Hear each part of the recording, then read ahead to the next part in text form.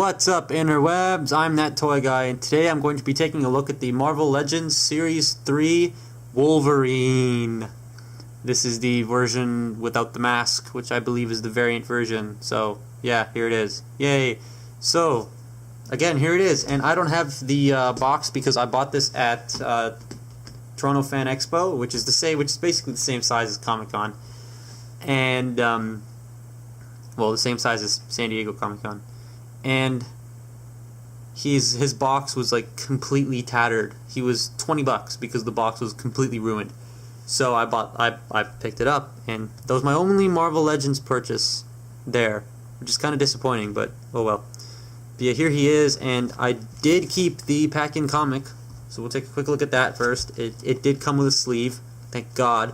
I mean, Chromia, her comic book, didn't come in a sleeve. So I gotta go out and buy a sleeve. But this one came in one, so let's take it out of the said sleeve and take a closer look at what lies within. It does have a massive bunch of warnings in different languages, but here's the comic itself. And it's basically Wolverine clubbing people in the head with his claws and his fists, and not for resale. Don't resale this. You got the Marvel logo, you got those heads that they always have, you got the Uncanny X-Men at the top. This is issue 133. It's an older comic. On the back you have Ghost Rider, Magneto, Wolverine, Thor, and it tells you how many points of articulation they have, Ghost Rider having the most. I kind of want to get that Ghost Rider. I want to get that Ghost Rider and that Wolverine. They look nice. But it tells you it's Series 3. Each figure comes with a comic book. And the Dare Ben Affleck movie that came out. God, that was just awful.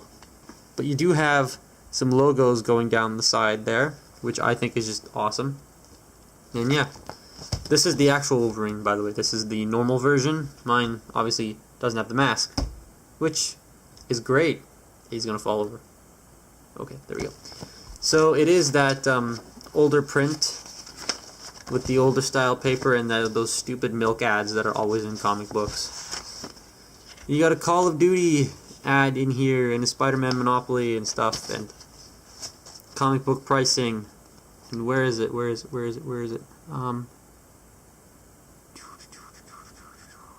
I don't think it's on here, but in one of the Marvel comics I have, there's an ad for one of these in here, and they have Amazing Fantasy 15 for, what was it, like a few, more expensive than that. And I have Amazing Fantasy 15, so when I read that, I got super, super shocked and happy. That was awesome. But yeah, square peg for your round hole. That's very weird. But yeah, that's basically it. And then you have some more ads for some more Marvel Legends here on the side. I do want to get what is it? This Spidey here. This Spidey looks nice. And this one. I do want to get both those Spideys. So yeah, that's the pack-in comic. Let's just put it back in its little sleeve.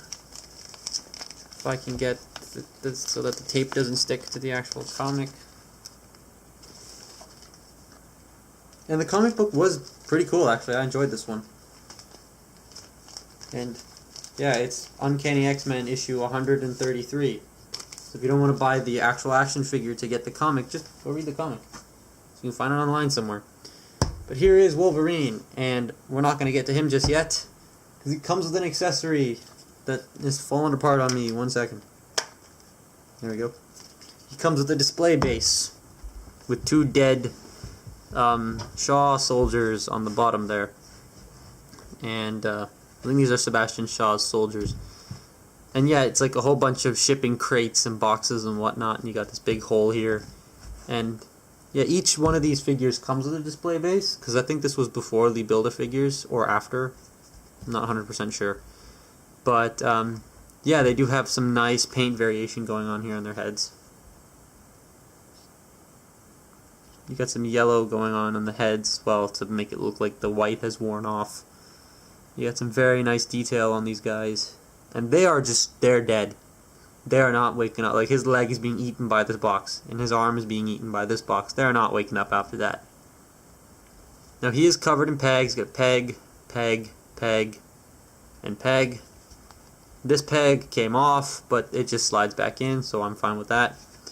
And that is for Wolverine, because he has peg holes at the bottom of his feet. So you can take him and basically peg him in anywhere. And get him in like a pose, and he will stand there. Which I think is cool. Yeah, that's the base.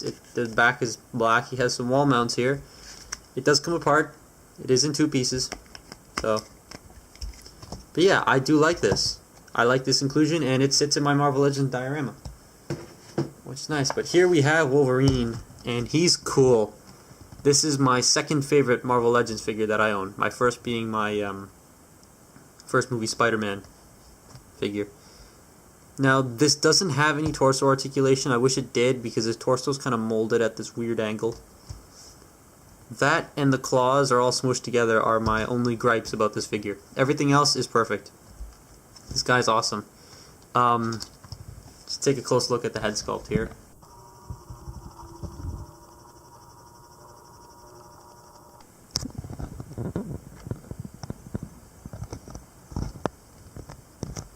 You got some real nice paint going on here. This is probably the best paint I've ever seen on a Marvel Legends figure so far. You got some nice shadowing effect and paint variation going on in the hair there. The teeth, even the teeth are nicely painted. And the chin is all dark for his 5 o'clock shadow. I think that's what that's called. But yeah, the hair is nice, it's textured nice, and yeah, this yellow doesn't really match this yellow, which kind of sucks, but oh well. I mean, this is old, so you gotta understand that. You got some nice black going on here. You got his abs molded in. His arms are out of focus. You have hair painted on. They actually painted hair on. That is just awesome.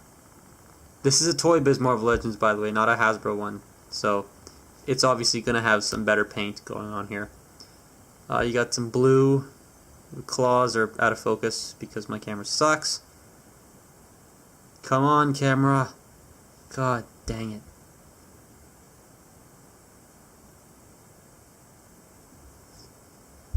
There. Got some nice silver going on there with the claws. And then you got his crotch area, and obviously for some reason this is all just dirty here and it just stops abruptly. But yeah, there's I don't think there's a shadowing effect painted in the legs. Pretty sure there isn't. I do have some blue splotchage there.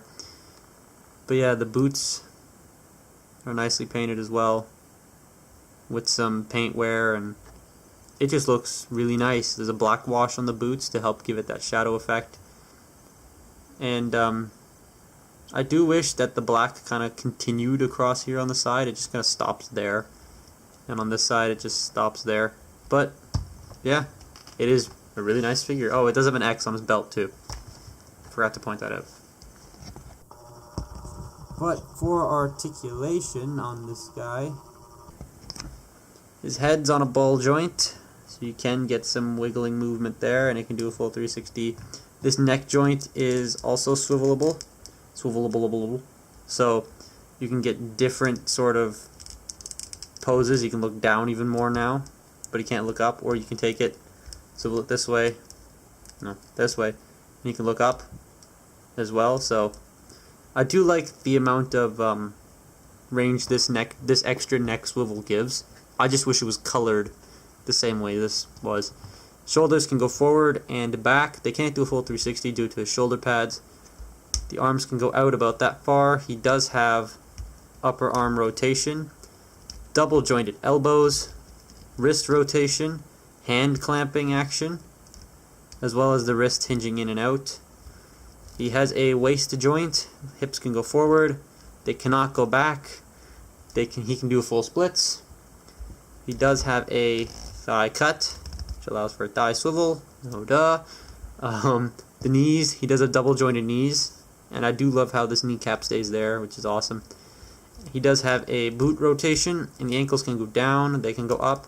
He has like the smallest amount of ankle pivot possible, but he has a toe joint.